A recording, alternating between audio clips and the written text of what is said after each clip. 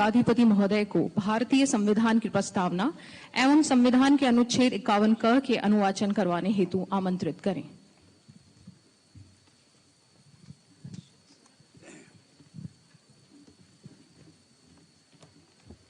मैं माननीय कुलाधिपति महोदय से आग्रह करता हूं कि वे कृपया संविधान की प्रस्तावना और हमारे मूल कर्तव्यों का वाचन कराने की कृपा करें।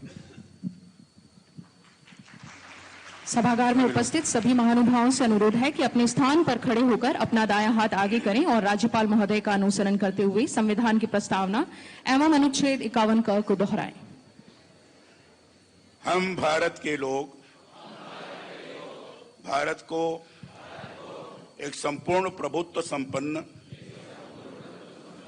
समाजवादी पंथ निरपेक्ष लोकतंत्रात्मक गणराज्य बनाने के लिए तथा उसके समस्त नागरिकों को सामाजिक, आर्थिक और राजनीतिक न्याय, विचार, अभिव्यक्ति, विश्वास, धर्म और उपासना की स्वतंत्रता, प्रतिष्ठा और अवसर की समता प्राप्त कराने के लिए तथा उन सब में व्यक्ति की गरिमा और राष्ट्र की एकता और अखंडता सुनिश्चित करने वाली बंधुता बढ़ाने के लिए दृढ़ संकल्प होकर अपनी संविधान सभा में आज तारीख 26 नवंबर 1949 ईस्वी मिति मार्गशीर्ष शुक्ल सप्तमी संवत 2006 विक्रमी को एतद द्वारा इस संविधान को अंगीकृत, अधिनियमित और आत्मार्पित करते हैं। अभी मैं मूल कर्तव्य कहूंगा तो इसको दोहराने की आवश्यकता नहीं है। इसको आप लोग ध्यान से सुनेंगे और आत्मनिरीक्षण भी करेंगे कि इसके अनुसार हम कुछ कर रहे हैं कि नहीं कर रहे हैं। भारत के प्रत्येक नागरिक का यह कर्तव्य होगा कि वह एक संविधान का पालन करे और उसके आदर्शों, संस्थाओं, राष्ट्रध्वज और राष्ट्रगान का आदर करे। 2. स्वतंत्रता के लिए हमारे राष्ट्रीय आंदोलन को प्रेरित करने वाले उच्च आदर्शों को हृदय में संजोए रखे और उनका पालन करे। 3. भारत की प्रभुता, एकता और अखंडता की रक्षा करे और उसे अक्षुण्ण रखे। 4. देश की रक्षा करे और आह्वान किए जाने पर राष्ट्र की सेवा करे। 5. भारत के सभी लोगों में समरसता और समान भ्रातृत्व की भावना का निर्माण करे, जो धर्म, भाषा और प्रदेश या वर्ग पर आधारित सभी भेदभाव से परे हो। ऐसी प्रथाओं का त्याग करे जो स्त्रियों के सम्मान के विरुद्ध हैं। 6. हमारी सामाजिक संस्कृति की गौरवशाली परंपरा का महत्व समझे और उसका परिरक्षण करे। 7. प्राकृतिक पर्यावरण की, जिसके अंतर्गत वन, झील, नदी और वन्य जीव हैं, रक्षा करे और उसका संवर्धन करे तथा प्राणी मात्र के प्रति दया भाव रखे। 8. वैज्ञानिक दृष्टिकोण, मानववाद, ज्ञानार्जन तथा सुधार की भावना का विकास करे। 9. सार्वजनिक संपत्ति को सुरक्षित रखे और हिंसा से दूर रहे। 10. व्यक्तिगत और सामूहिक गतिविधियों के सभी क्षेत्रों में उत्कर्ष की ओर बढ़ने का सतत प्रयास करे, जिससे राष्ट्र निरंतर बढ़ते हुए प्रयत्न और उपलब्धि की नई ऊंचाइयों को छुए। 11.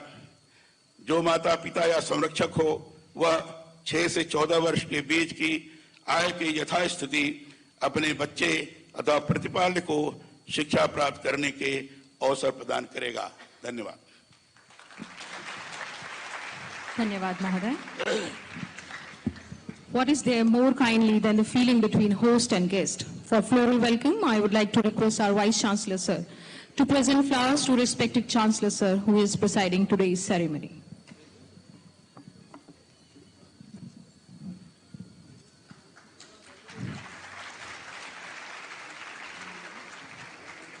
also request to present flowers to our chief guest of today's function, Chief Minister Rajasthan Shri Ashok Gehlot ji.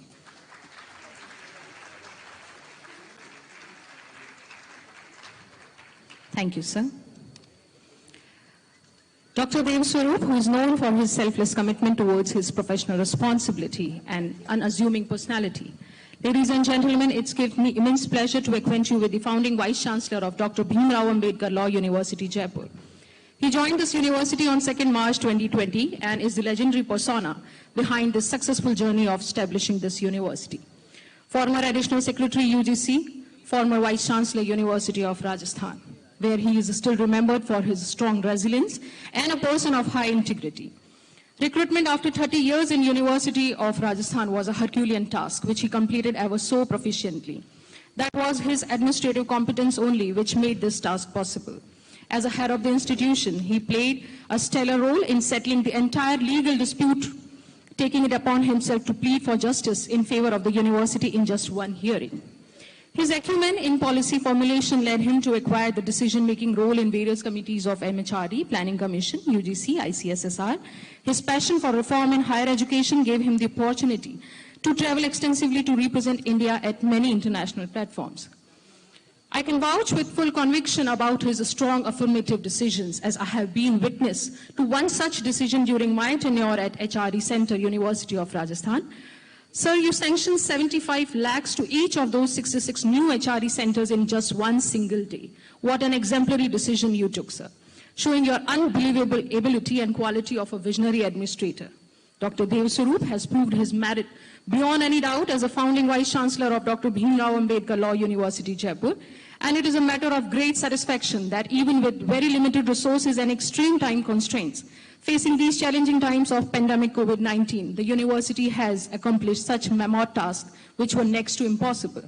BCI approval, affiliation of law colleges for the session 2021 and 21-22, regular classes for first batch of LLM on campus, evaluation and result within the time framework of the session is in itself a marvelous achievement.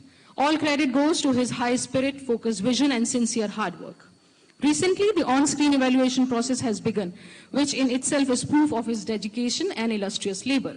Proudly sharing that Dr. Bhim Rao Ambedkar Law University will be the first ever state university of Rajasthan to implement the method of on-screen evaluation.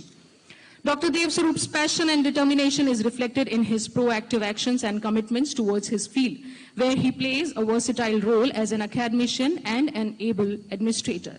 All I can say is, all his credentials are exceptional. Teamwork, cohesiveness, generosity, smart ways to handle challenges are his few of the qualities to be imbibed. Still a long way to go to achieve new dimensions and greater milestones. इनकी ऐसी शख्सियत है कि आज भी सभागार में मौजूद राजस्थान विश्वविद्यालय से पधारे अनगिनत शिक्षकगण, विद्यार्थी मौजूद हैं, जिन्हें आपकी मेहनत पर आपसे भी ज्यादा अटूट विश्वास है। हम सभी को नाज है और फक्र है कि आप हमारे विश्वविद्यालय के भी कुलपति रहे हैं। Now I invite our dearest Vice Chancellor, Dr. Dev Swarup, to give his welcome address.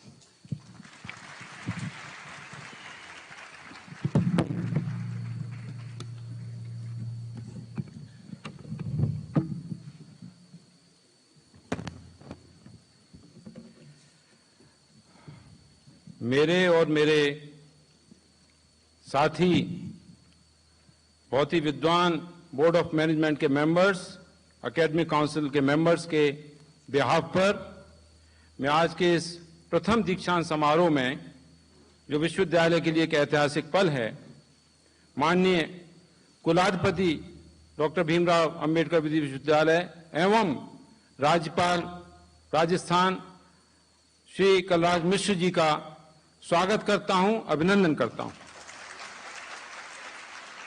मैं स्वागत करता हूं हमारे माननीय मुख्यमंत्री जी का, जिनकी शख्सियत के लिए कुछ कहना मुश्किल है, लेकिन उनकी आज यहां मौजूदगी ये दर्शाती है कि हम सब के लिए उनका कितना स्नेह है और उच्च शिक्षा के लिए उनका कितना कंसर्न है।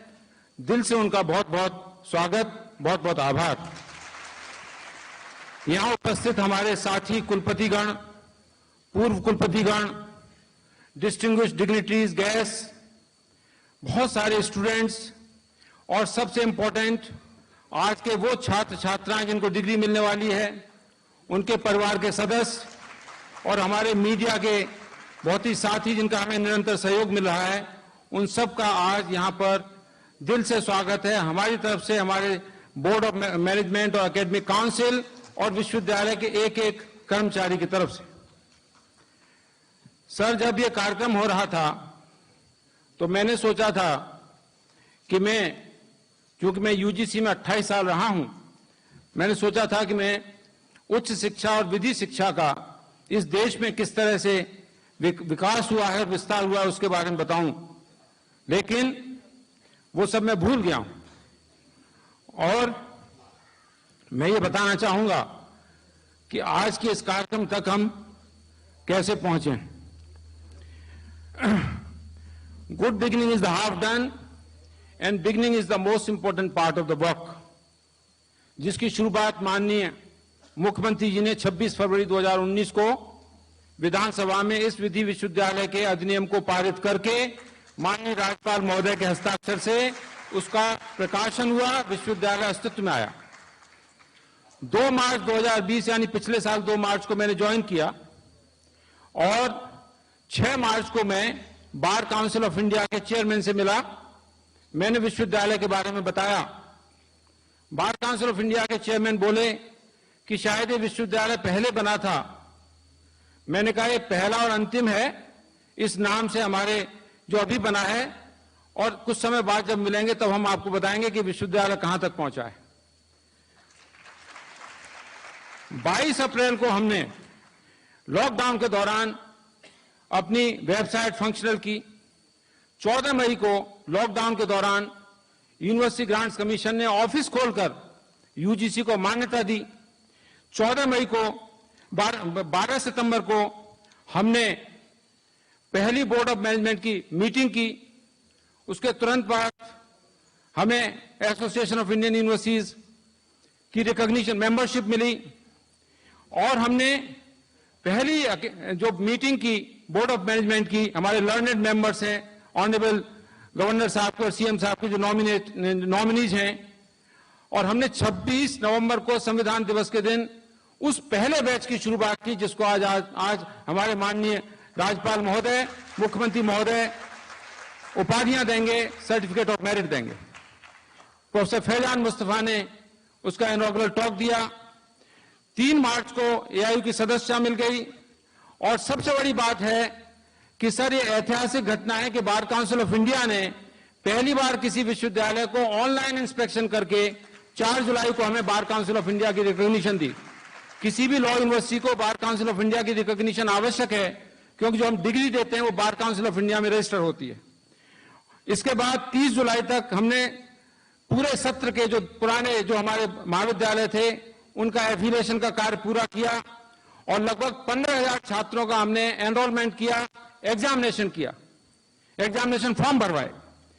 30 सितंबर तक हमने दूसरा सेशन जो 21-22 है उसके एफिलिएशन का काम खत्म कर दिया, जो अपने आप में ऐतिहासिक घटना है। जिस एफिलिएशन का कारोबार पूरे साल चलता है विश्वविद्यालयों में, उसको 2 महीने में हमने पूर्ण किया। और बार काउंसिल ऑफ इंडिया में लोगों को यकीन नहीं हुआ कि क्या ऐसा भी हो सकता है। हमने संबद्ध विधि महाविद्यालयों के एलएलएम के छात्रों के एग्जाम कराए और अभी परसों उनका रिजल्ट निकाला है। 888 छात्रों का डिप्लोमा, पीजी डिप्लोमा का रिजल्ट निकलने वाला है। और पहली बार सर हमने, यहाँ हमारे सम्मानित कुलपति लोग बैठे हैं, परीक्षा संबंधी बहुत बड़ी दिक्कतें होती हैं कि जो आंसर बुक से उनके जचने की, हमने ऑन स्क्रीन इवैल्यूएशन कराया है और उससे हम समयबद्ध हम ट्रैकिंग कर सकते हैं कि हमारी आंसर बुक किस स्टेज पर है। एग्जामिनर ने नहीं जांची, हम रिमाइंडर भेजेंगे और हम समयबद्ध तरीके से रिजल्ट निकाल सकते हैं। हमने 7 बैठकें अपने बोर्ड ऑफ मैनेजमेंट की हैं सीमित समय में, 2 बैठकें एकेडमिक काउंसिल की हैं।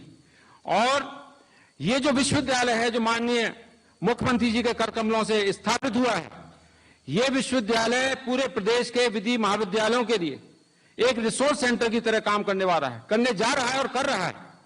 हमारे प्रदेश में सर, पूरे प्रदेश में 80 विधि महाविद्यालय हैं जिनमें प्रतिवर्ष कम से कम 15,000 छात्रों का एडमिशन होता है।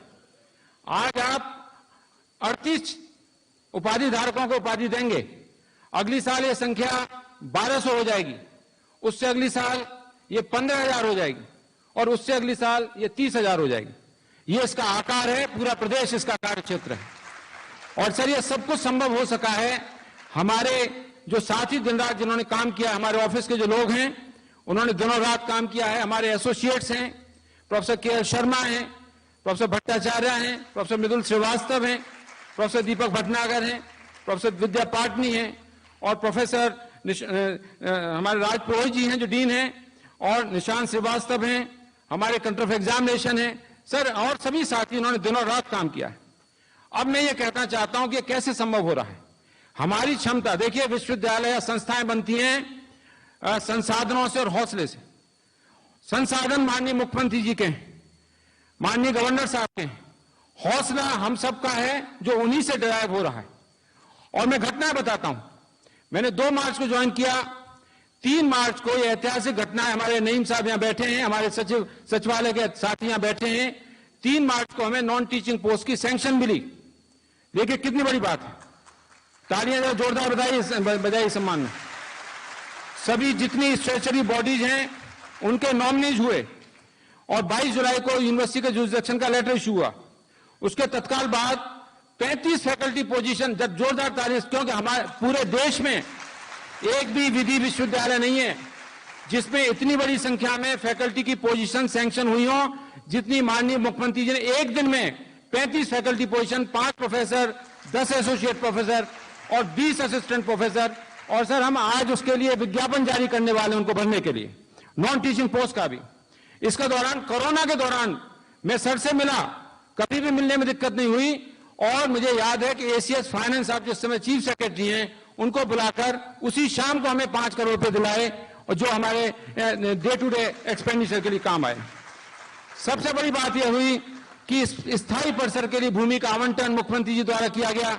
दहमी कला में उसकी बाउंड्री वॉल का काम शुरू हो रहा है, उसके नक्शे बन गए हैं और हम जल्दी उस पर काम शुरू करेंगे, मुख्यमंत्री जी से शिलान्यास रखवाएंगे।